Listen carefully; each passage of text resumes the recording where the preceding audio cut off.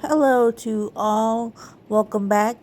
And today we're going to be looking at my Fahrenheit 51 book, complete with a handmade cover made out of construction paper.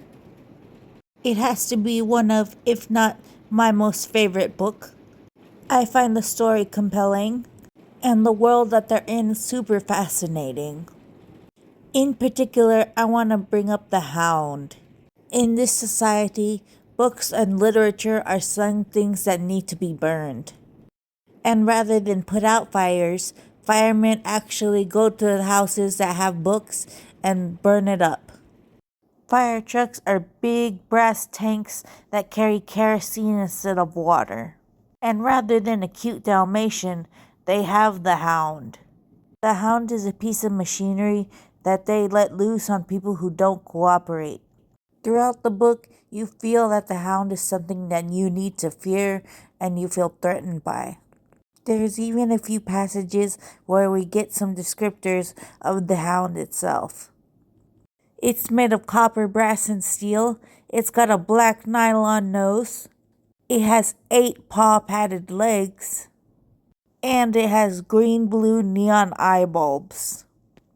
I try to get down what I pictured the dog to be looking like. I don't picture a friendly kind of breed. My immediate thought was a Doberman Pinscher. When it comes to intimidating dog breeds, a Doberman has that look visually.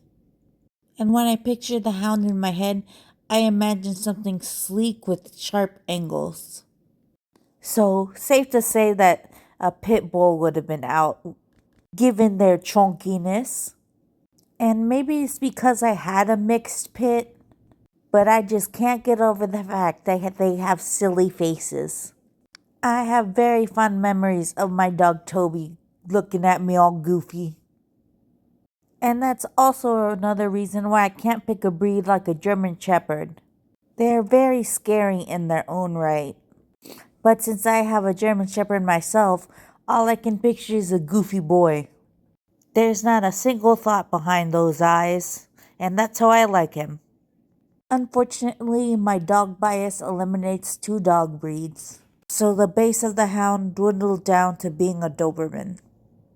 The first instance of the Hound reads as followed. The mechanical Hound slept but did not sleep, lived but did not live in its gently humming, gently vibrating, softly illuminated kennel back in a dark corner of the firehouse. The dim light of 1 in the morning, the moonlight from the open sky framed through the great window, touched here and there on the brass and the copper and the steel of the faintly trembling beast. Light flickered on bits of the ruby glass and on sensitive capillary hairs in the nylon brushed nostrils of the creature that quivered gently. Gently, its 8 legs spidered under it on rubber padded paws. Even though you can tell that it's sleeping, I feel that the author conveys it in a way that it could still be intimidating. It's the first instance where you see the protagonist, Guy Montag, interact with the creature. And despite being made of machinery and wires, you feel, like Montag, that the beast is alive and that it doesn't like him.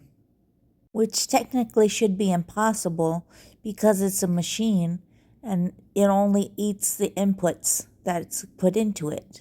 Throughout the book, the Hound comes back and seems to be stalking our protagonist.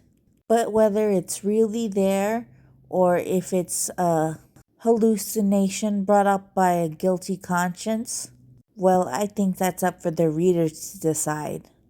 Now, with the sketch lightened up, I can go in and do the outlines.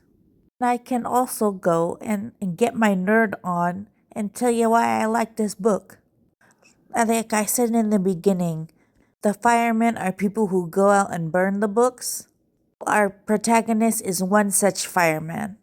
His whole worldview turns upside down when he meets a young girl named Clarice. Clarice isn't like anyone Montag has ever known. She's full of wonders, and just by being herself, Montag starts having his own individuality and questioning the society as it is. And that's something I like about Clarice. She lives and savors each moment of her life. She thinks leaves smell like cinnamon, that rain falling from the sky tastes like wine. She's so full of whimsy and individuality, she has Montag slowing down and thinking critically. In contrast, everything in the world is fast and loud. His own home has a parlor room where the walls are basically screens constantly on, constantly playing some type of show or another. It's basically short form content being barraged at you at all times, not unlike modern times. Even outside entertainment is dangerous, like racing down the speed at hundreds of miles an hour, or going to an amusement park with super fast rides. It's all go, go, go, nothing just to but stop and think. Even Montag's wife is no use. She constantly has her headphones in, even when she's sitting down in the parlor. She constantly consumes the content on the walls and in her earphones, that when Montag asks her how they met, she doesn't remember. They're basically strangers living together. And unfortunately for Montag, once he starts critically thinking and slowing down, it's like Pandora's box is opened. When asking his fire captain about it, Captain Beatty responds, "We must all be alike. Not everyone born free and equal, as the Constitution says, but everyone made equal. Each man the image of every other. Then all are happy, for there are no mountains to make them cower, to judge themselves against." They, the firemen, were given a new job as custodians of our peace of mind, the focus of our understandable and rightful dread of being inferior. That's you, Montag, and that's me. The captain goes on, and I guess you can see some points that he's making. Like, objectively, I can get it. He talks about how if a book makes a certain group unhappy, then just burn the book. If they burn everyone's displeasured books, then everyone should be happy, no? Essentially, they're taking away everyone's individuality and ability to think critically. Instead, they're being fed slop and being told what to think. Like, one of the books that they have to burn is the Bible. But if you burn the Bible, you have to burn the Quran. And if you burn the Quran, then that means you have to burn other religious texts. All of it just snowballs into deconstructing free thinking. And if I'm being honest, this book put into perspective just why it's so important to keep books around. Because a world without books is frightening. And unfortunately, I can see a lot of what's happening in the book being reflected on real life now. And that book was written like 50 years ago. Oh, my apologies, 70 years ago. It's crazy how a book written that long ago could correctly predict what happens in the future. That being the rise of short form content and just the decline of literature in general.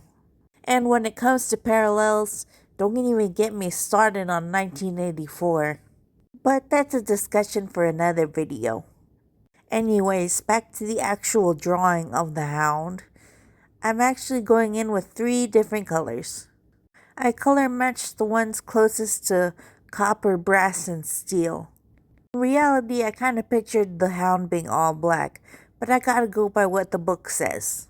At first, I wasn't really liking the design, but once I got the 4 legs in and I had his body segmented, I think I got it.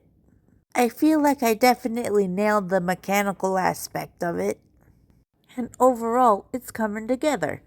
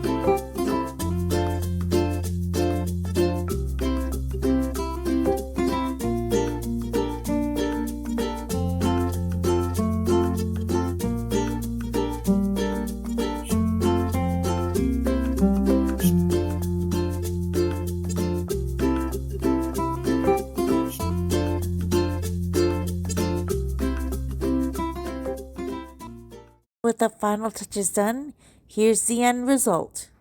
See you guys next time.